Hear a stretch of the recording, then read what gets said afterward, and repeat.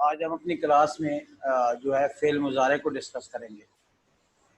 دیکھیں، ایک پہلی بات یہ ہے، فعل مضارع کو تمام تر تفصیلات جو مدارس میں پڑھائی جاتی ہیں عربی گرامر کے حوالے سے، وہ تو بہت طویل ہے۔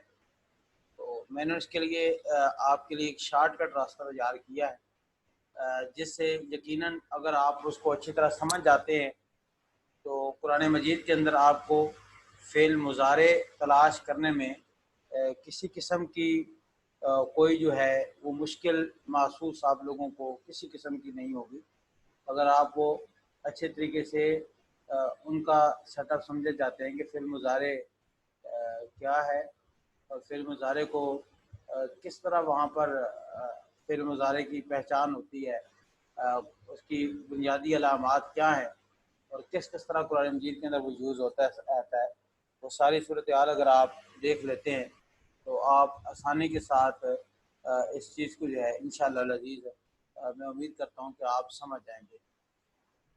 فعل مضارع کے بارے میں سب سے پہلے تو جاننا چاہیے کہ یہ فعل مضارع کیا چیز ہے، اس کو سمجھنا چاہیے۔ اس کے بعد اگلی بات جو ہے وہ فعل مضارع کی سمجھنا بالکل آسان ہو جاتی ہے۔ فعل مضارع بنیادی طور پر ٹینس ہے پریزنٹ اینڈ فیوچر کا، یعنی فعل مضارع ہمارے پاس جو ٹینس ہے یہ پریزنٹ اینڈ فیوچر ٹینس ہے۔ میں نے یہ بات آپ کو پہلے ہی بتائی تھی کہ آپ کی انگلش میں، اردو میں 3 اقسام ہوتی ہیں ورب کی۔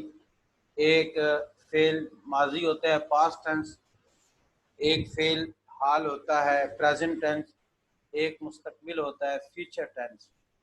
عربی زبان کے اندر پریزنٹ اینڈ فیوچر کے استعمال کے لیے یہ لفظ مضارع کا استعمال کیا جاتا ہے، تو اس سے جو صیغہ آتا ہے اس کے اندر پریزنٹ کا معنی بھی پایا جاتا ہے، فیوچر کا معنی بھی پایا جاتا ہے۔ یہ دونوں معنی سمجھے جاتے ہیں پریزنٹ اینڈ فیوچر کو کلام کے دوران، جب کلام ہو رہی ہے تو کس بارے میں ہو رہی ہے، اس سے یہ دونوں معنی اچھی طرح سمجھے جا سکتے ہیں۔ فعل مضارع کی گردان جو عام طور پر آتی ہے وہ یسجدو، یسجدان، یسجدون، تسجدو، تسجدان، یہ پہلے پڑھی ہوئی آپ نے، یضرب، یضربانی کی طرح، یہ اس طرح اس کی ساری کی ساری گردان آتی ہے۔ اس کی بھی پہلے 3 صیغے مذکر کے ہوتے ہیں، اور مذکر میں سے بھی غائب کے،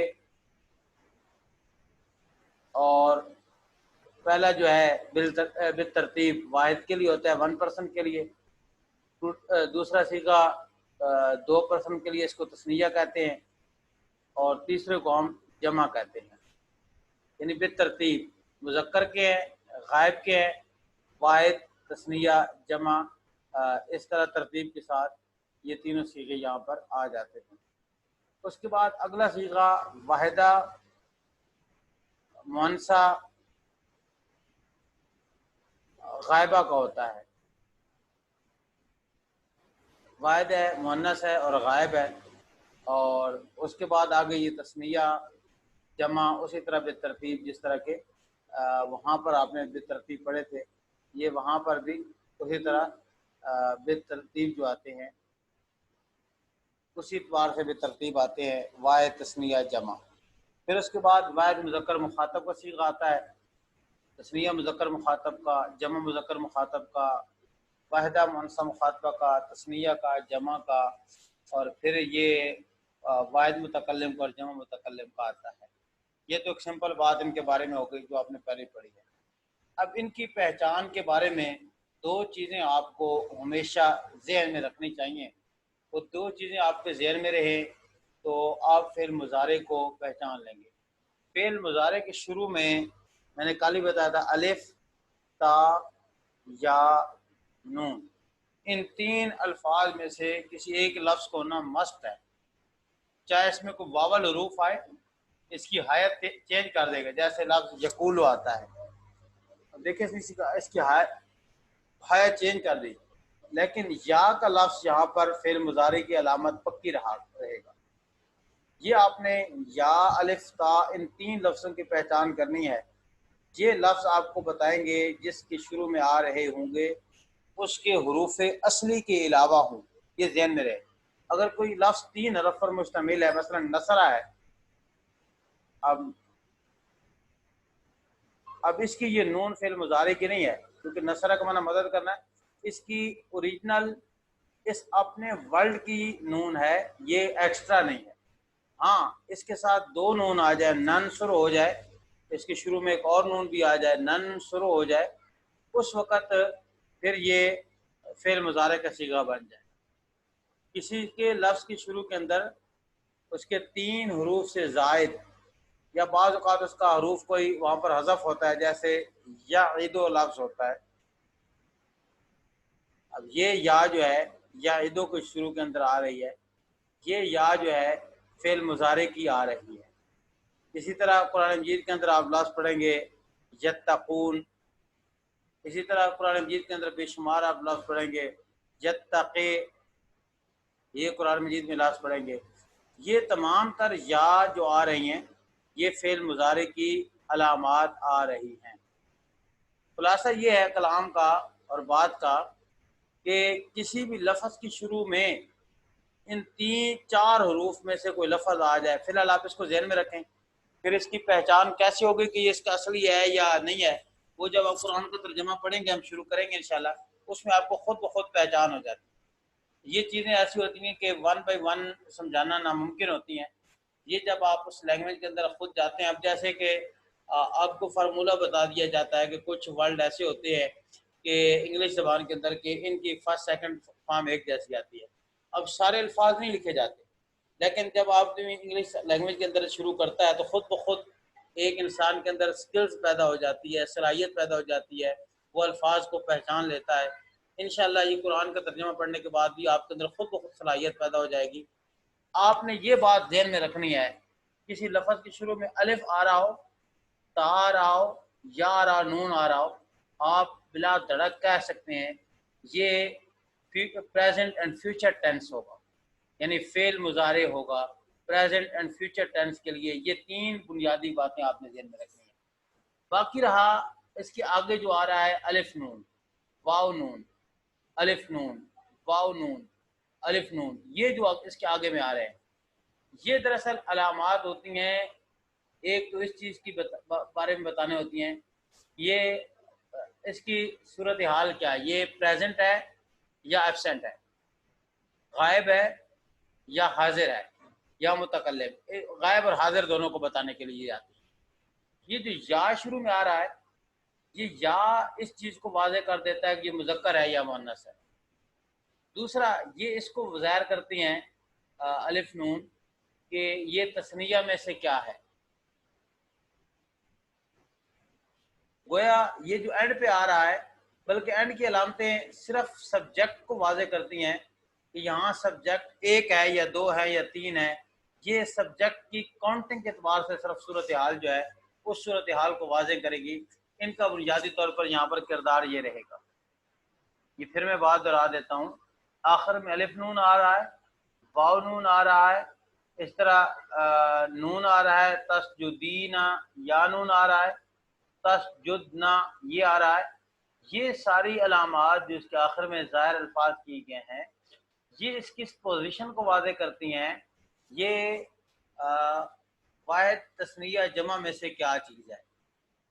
مؤنث کی پہچان یا کے ساتھ ہوگی اور تا کے ساتھ مؤنث کی پہچان ہوگی، یا پھر یہ شروع میں الف آ رہا ہے، الف اس چیز کی علامت ہوگی کہ یہ واحد متکلم کے لیے ہے، اور نون اس چیز کی علامت ہوگی کہ یہ جمع متکلم کے لیے ہے۔ میں آدھے گھنٹے بعد کال کرتا ہوں۔ الف واحد متکلم کے لیے اور نون جمع متکلم کے لیے۔ یہ عربی زبان کے اندر واحد متکلم اور جمع متکلم کی پہچان کے لیے الف اور نون دونوں یہ مستعمل ہوتے ہیں۔ اس جو دو، نس جو دو، میں نے کل یہ بات بتائی تھی، بعد میں کال کرتا ہوں۔ جو فعل آپ نے پڑھا تھا افعل باب فعل پڑھا تھا، وہاں پر بھی آپ نے الف پڑھی تھی جیسے کہ ہم نے ایک لفظ وہاں پر غالباً لیے، چلے اکرم لفظ کر لیتے ہیں، اکرم اکرم اکرم یہ لفظ کر لیتے ہیں۔ اب کیا فرق، کس طرح فرق پتہ چلے گا کہ یہ پاسٹ ٹینس ہے یا پریزنٹ اینڈ فیوچر کا واحد متکلم ہے؟ ان دونوں میں فرق کس طرح ہوگا؟ تو اس پر ہمیشہ زبر آئے گی، اس کے پیچھے کوئی لفظ ہو یا نہ ہو اس پر زبر آئے گی۔ اس کے پیچھے اگر کوئی لفظ نہ ہوگا تو پھر اس کے اوپر پیش آئے گی۔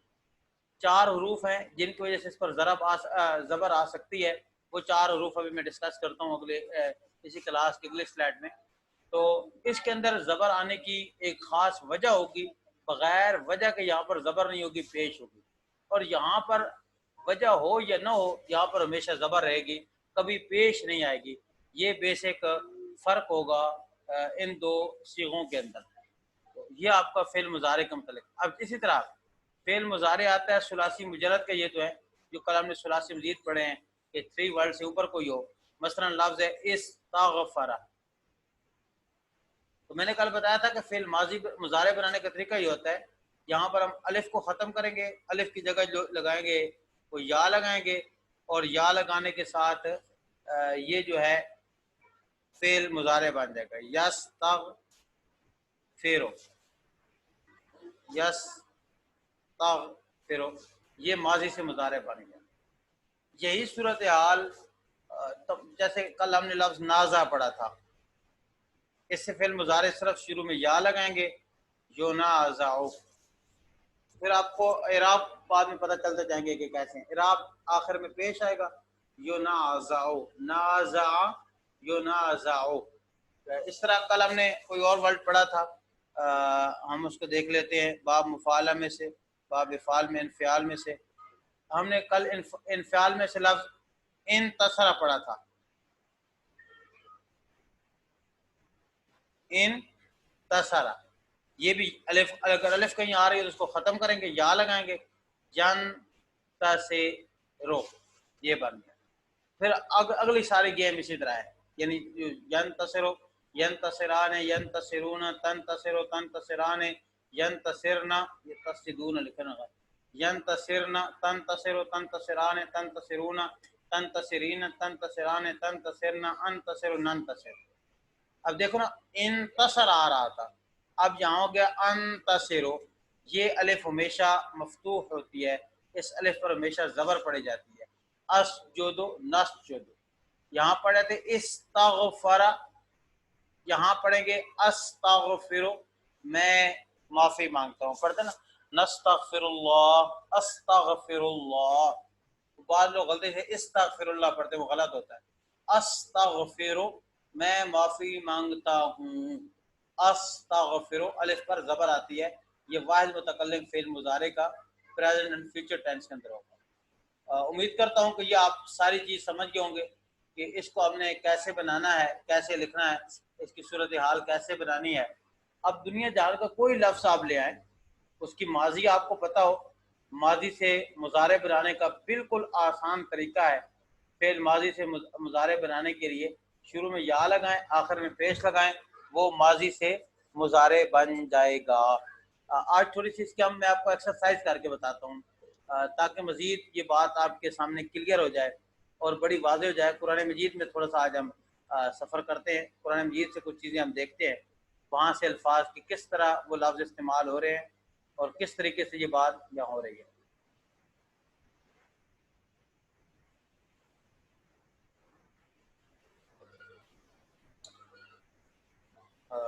مثلا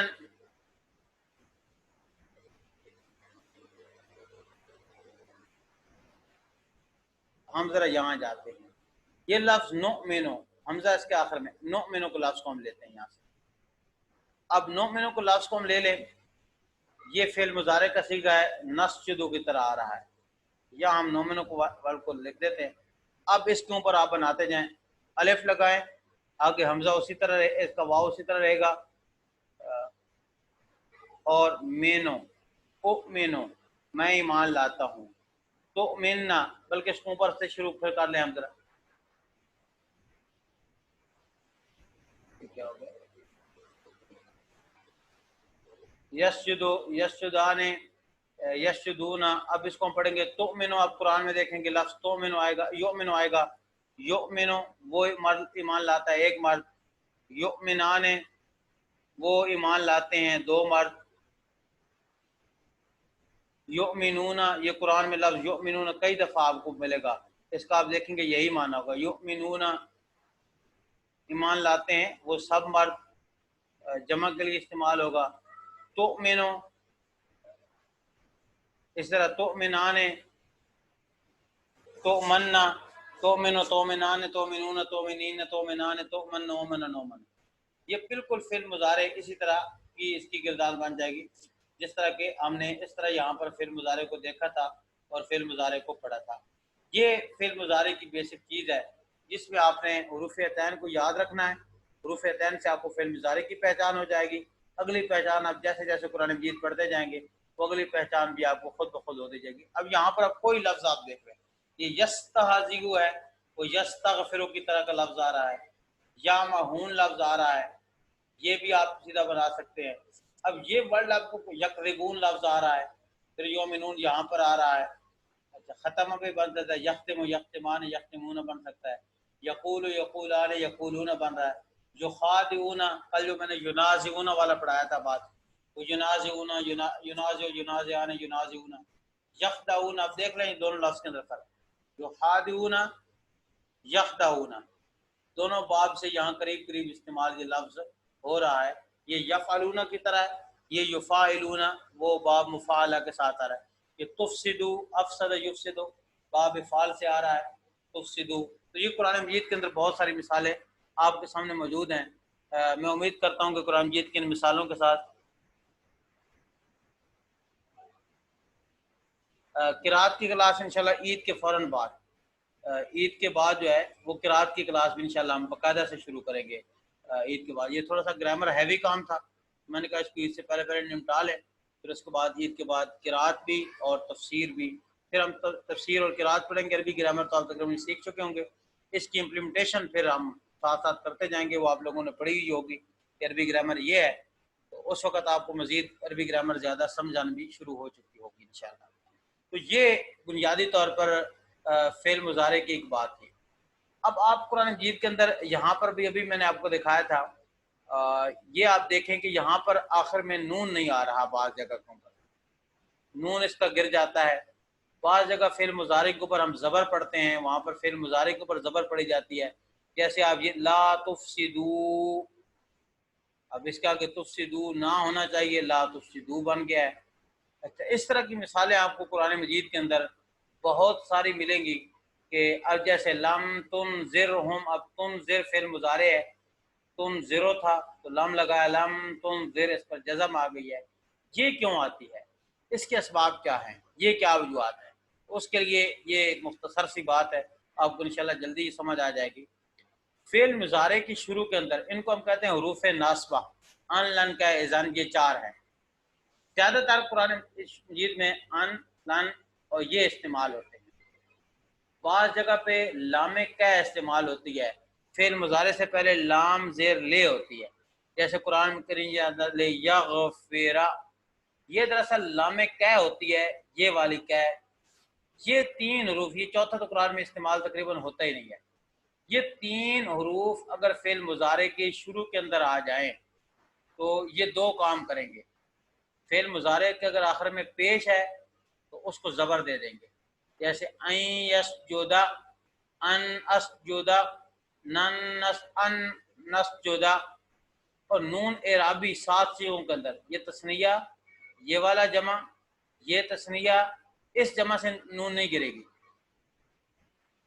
ये तस्निया, ये वाली नून और ये वाली नून, इन नूनों को सात नून जो हैं फेल मुजारे की, इनको हम नून एराबी कहते हैं।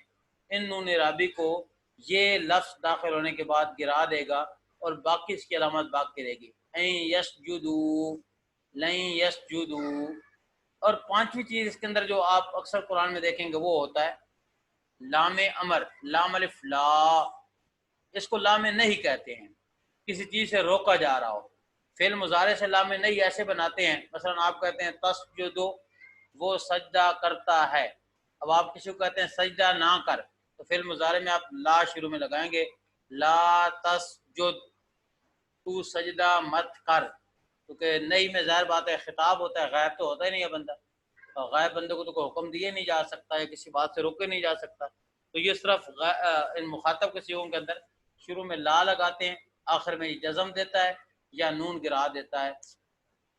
تو اس صورت کے اندر آپ دیکھیں گے صرف حروف ناصبہ کے آنے سے فعل مضارع کے آخر سے نون گر جاتی ہے، اور حروف ناصبہ آ جائیں تو زبر آ جاتی ہے، اور لام نہیں آ جائے بلکہ یہ حروف جازمہ پڑھتے ہیں، اگر حروف جازمہ میں سے کوئی حرف آ جائے تو اس وقت حروف جازمہ میں صرف لا اور لم کا استعمال قرآن میں ہوتا ہے، ان کو حروف جازمہ کہتے ہیں۔ ان حروف جازمہ میں سے کوئی اگر حرف آ جائے تو ان کے آ جانے کے ساتھ یہ تبدیلی ہوتی ہے کہ اس لفظ کے آخر کے اندر جزم آ جاتی ہے، یعنی ساکن ہو جاتا ہے، اور باقی فعل مضارع کی طرح وہ ساکن ہو جاتا ہے اور کوئی تبدیلی نہیں ہوتی۔ اب دنیا کا کوئی بھی فعل مضارع ہو، اس کی پہچان کے لیے آپ نے حروف عطین ذہن کے اندر رکھنے ہیں، اور پھر باقی اس کی تفصیلات ساری کی ساری یہ آپ کے سامنے شیئر کی جا چکی ہیں، مزید ریٹن فارم کے اندر یہ انشاءاللہ آپ کے ساتھ شیئر کر دی جائیں گی۔ یہ بنیادی طور پر فعل مضارع کی پہچان ہے۔ اب اس کے بعد آگے فعل امر آتا ہے۔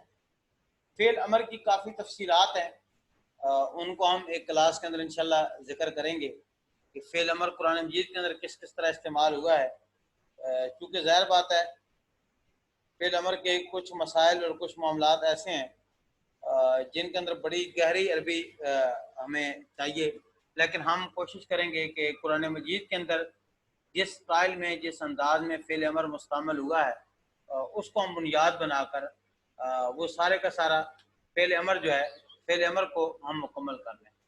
اب آپ کے کرنے کا بنیادی طور پر کل کام یہ ہوگا، یہ میں انشاءاللہ ابھی آپ کو یہ چیزیں سینڈ کر دوں گا، آپ نے ایک تو اس کو مکمل کرنا ہوگا، واحد مذکر میں واحد تسنیہ جمع، اس طرح مؤنث کے صیغے، پھر مذکر غائب مخاطب کے صیغے، پھر مؤنث مخاطب کے صیغے، پھر واحد متکلم کا، جمع متکلم کا، جس طرح کی آپ نے ایکسرسائز کی تھی فعل ماضی کے اندر سیم اسی طرح۔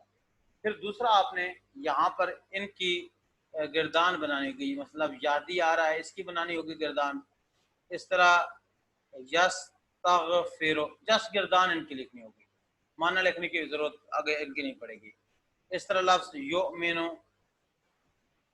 اسی طرح لفظ آپ کے پاس قرآن مجید سے آتا ہے یک زیبو، اس طرح قرآن مجید کے اندر لفظ آئے گا یخدعو، جو آج ہم نے پڑھے ہیں، ان سے آپ نے بلکہ یخادعو سے، تاکہ ایک لفظ چیپٹر کا اضافہ ہو جائے، یخادعو، اس سے آپ نے فعل مضارع کی گردانیں بنانی ہوں گی ساری، یہاں تک اس کی آپ نے پریکٹس کرنی ہوگی۔ پریکٹس کے ساتھ انشاءاللہ مزید جو آپ کے ابہامات ہوں گے وہ سارے کے سارے ابہامات آپ کے اس حوالے سے کلیئر ہو جائیں گے۔ کل ہم انشاءاللہ فعل امر کی مختصر سے ڈسکس کریں گے، اس کے بعد ہم کل کی کلاس کے اندر جو ہے تو کل کی انشاءاللہ کلاس کے اندر ہم مزید جو ہے ساتھ اسماء کو بھی ذکر کریں گے، پروناؤن ہم پڑھیں گے، قرآن مجید کے اندر کون سے پروناؤن استعمال ہوتے ہیں اور کس طرح ہوتے ہیں، ان پروناؤن کے بارے میں ہم تھوڑی سی کل بات شروع کریں گے۔ پھر اس کے ساتھ اسماء موصولات ہیں، اگلی 3 کلاسوں کے اندر ہم اسماء اور حروف کو ڈسکس کرنے کے بعد کوشش کریں گے کہ ہم عید سے پہلے یہ اپنی گرامر کا سارا ٹاپک کمپلیٹ کر لیں۔ اب کسی کا کوئی سوال ہے تو سوال پوچھ سکتا ہے۔